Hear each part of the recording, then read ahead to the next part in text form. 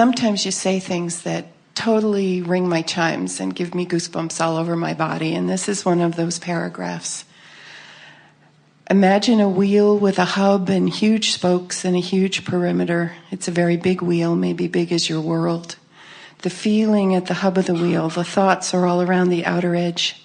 So as you reach out to the outer edge and you choose a thought, depending on which thought you choose, it will affect the feeling at the core. But there are so many of them out there, it becomes a very big sifting and sorting process, where if you would come to the center and choose a feeling, then only the thoughts that are in vibrational harmony with that feeling would be available to you. A much easier sifting process. Please tell us more about coming to the center to choose a feeling. That phrase is so evocative for me, coming to the center. Well, it's the difference between, you see, when you think a thought, you have a feeling response to that thought. And the reason you have that feeling response is because as you think a thought, you activate a vibration that is playing off what you really know, what the larger part of you knows about it. So if you think a thought and then notice how the thought feels, you are utilizing your guidance system. In other words, if I think a thought and it doesn't feel good, and then I attempt to think a better feeling thought, that's how I'm utilizing my guidance system in order to adjust not only to who I was before I was born, but who I have become since I've been in this physical body. So what we're really talking about is the difference between thinking and then noticing the feeling, and being so aware of how I want to feel that I'm contouring my thoughts based upon that. In other words, it's like saying, it's like turning on your television and just watching the first thing that comes on. And it doesn't feel good, so you change the channel, and it doesn't feel good, and so you change the channel, and it doesn't feel good, so you change the channel.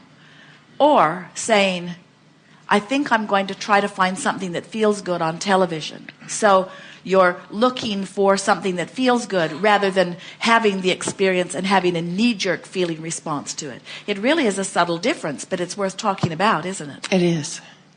And when you say come to the center, for me it feels like at the center, at the core, is those essential experiences of non-physical.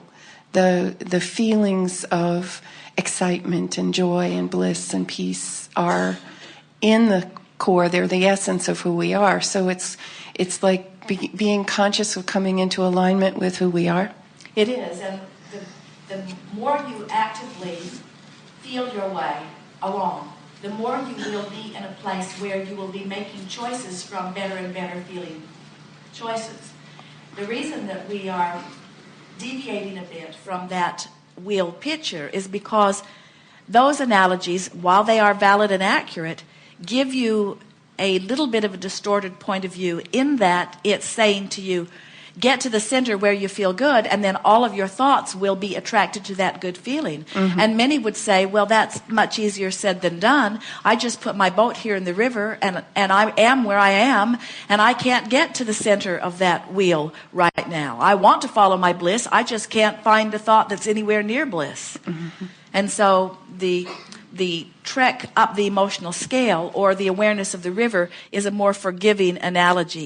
It makes it easier for you to make peace with where you are. And that is so essential, because when you think about, so here I am, for whatever reason, here I am, and I am where I am.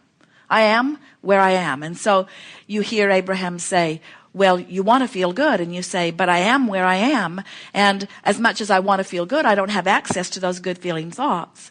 And feel the difference between saying, I want to be over here, but I am where I am, and saying, I should be doing better. Well, that's an upstream thought. Or I need to get to the center of this hub, that's where I belong, but I'm not there. That's an upstream thought. Where if your attitude is, I am where I am, and it's all there, and if I can just stop doing that, the stream will carry me this way, and if I can just be somewhat aware of how I'm feeling, then I can get myself more and more in alignment with who I really am. It's just a much easier and practical way to deal with your emotions. Some people say, well, shouldn't I overcome fear? And we say, we don't want you to overcome fear. We don't ever want you to say negative emotion is a bad thing. It's an indicator thing.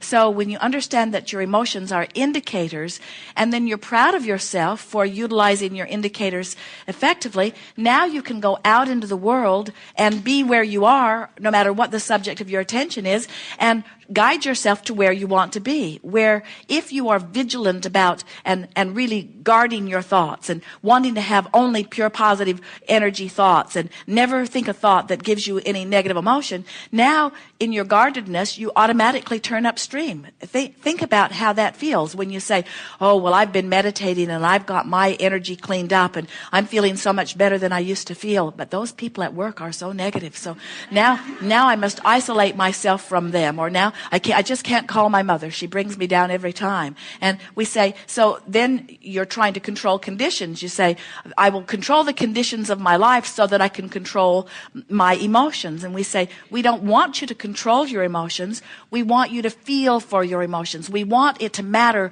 so much to you that you feel good, that you are more likely to gravitate toward what feels good.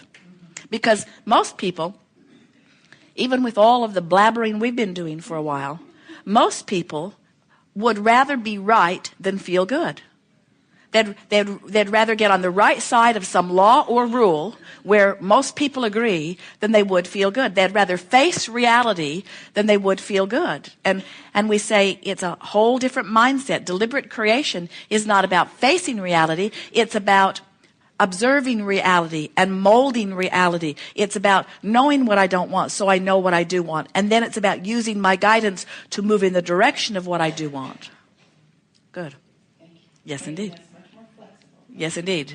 And free. And free. That's the big thing. Because when you know you've got this vibrational relativity within you, and that no matter what the conditions of your life are, you can feel which way is moving toward who you've become and which way is not allowing it. Now you're not limited. You can be or do or have anything. You can go anywhere. Once you get it, that you can control the way you feel no matter what, now you really are free. And now the world looks entirely different to you. When you are thinking your way through this, your logic says, oh, bad things here and bad things here and bad things here. And with enough attention to it, you eventually are afraid to leave your house, you see. But when you understand that there's some of everything everywhere, but you don't have access to anything that's not active in your vibration, and you can tell what's active in your vibration by the way you feel, and further you have control of what's active in your vibration, so you can practice yourself into better and better feeling until you are so often right at the center of that. So now you are an inner being in a physical body moving through life, and you see something happening worldwide, and instead of freaking out on what's happening, instead you're able to ride the rocket of what everyone wants. When you see children starving in Africa, and you feel your desire for there to be some way of feeding these lovely beings, and you turn your attention toward that and you feel ease, you know that you've done all you can do for now about it. Mm-hmm. No one who's crossways of the stream ever comes up with an idea that solves anything. All solutions are downstream, and the path to all solutions feels good on the way. Mm-hmm. And so then you might say, well, then why do so many people stir the pot so much? Why do so many people beat the drum of what's going wrong? Why do we get ourselves so aggravated? And we say, because it's the natural process of deciding what you do want. But and you've heard this from us hundreds of times, in this process of creating, step one is sift through the stuff of life and ask. Step 2 is source becomes what you're asking for. And step 3 is I've got to turn in the direction of what I'm asking for until I allow myself to be a vibrational match to that, you see. And so there are so many people that are stuck in the step 1 phase of this. They're flailing about in knowing what they don't want, knowing what they don't want, knowing what they don't want. And unbeknownst to them, they are fulfilling their purpose for being, in the sense that they can't know what they don't want without adding considerably to what they do want. And the source energy part is becoming that. And the new energies that are being born from that vantage point. Did you hear that? That's so wonderful to know, that people who are struggling and suffering are asking for more, and it's from that place of being what they're. That's why your children aren't afraid of the computer. That's why they're born cable ready. That's why they know they don't have nearly the resistance to things, because they're born on a different stream. They're born as a result of what so much that your generation has been living, you see. So when you understand that what goes wrong is the getting hung up in the step one asking phase instead of making the transition more quickly. If we were standing in your physical shoes, we would not be afraid to get out there in the world and to see what's wrong. But we would be aware that when we're looking at what's wrong and we feel the strong emotion of it, that in that moment we have given birth to what we consider to be right. And if that hadn't taken place, we would not be feeling the discord. In other words, if you don't care, you don't care. And when you care, you've launched a rocket that you are contradicting. It's just that simple. So don't feel good to make things happen. Feel good because it's natural that you feel good. Feel good to bring you into alignment with you. And when you're in alignment with you, as we said earlier, that's where solutions occur. That's where your ability to influence occurs. That's where you line up. So think about what we were talking about, Jerry and Esther living life, and they had both contributed to their vibrational escrow, and so there was a probable rendezvous for the two of them, that when they each got in sync with their own wanting for well-being and reaching for positive thoughts, their call of source called them right to the same place. So think about billions of people around the planet, whether it's a mother afraid that bombs are dropping, or whether it's somebody that they love has died in the war, or whether it's someone who's starving, it does not matter what your contrasting experience is. Think about the billions of people that are contributing to that vibrational escrow, and think what that future life on planet Earth must look like as a result of what you're all living. And then notice that the dilution ratio, it's a wonderful thing, because old cranky ones are dying and fresh new ones are being born. And then there's this wonderful middle ground like you, who were cranky, who are now finding yourself back into vibrational alignment.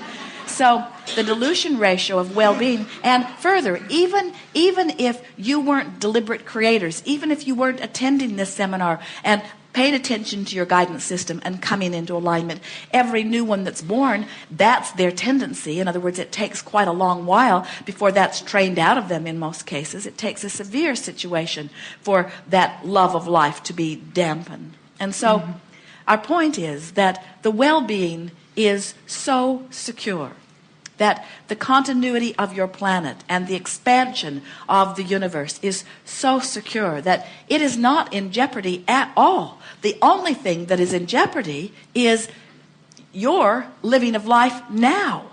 Because living life upstream is not who you are. Living life with the flow, riding that current, that's who you are. That's the only thing that is in jeopardy. And then it's not really in jeopardy, because when you croak, you close the gap. So there is no risk, and that's why often physical friends will say, Abraham, I don't get it. If life's so good in the non-physical, why would we expose ourselves to this stuff? And we say, because exposure to this stuff is what causes the expansion. And expansion is the inevitable promise of the eternalness that we all are. And then often humans will say, well, it doesn't feel all that good. And we say, but then that's your choice. It's your choice. What you look at is your choice. Go to a movie that makes you feel horrible, it was your choice. Focus upon something in your news that makes you feel horrible, it's your choice. And there are plenty who would say, oh, Abraham, so you're teaching the old head in the sand thing. We say, yeah, get your head in the sand and meditate. And once you've cleaned up your vibration, when you get your head out of the sand, the world will look different to you, because your point of attraction will have changed. Thank you.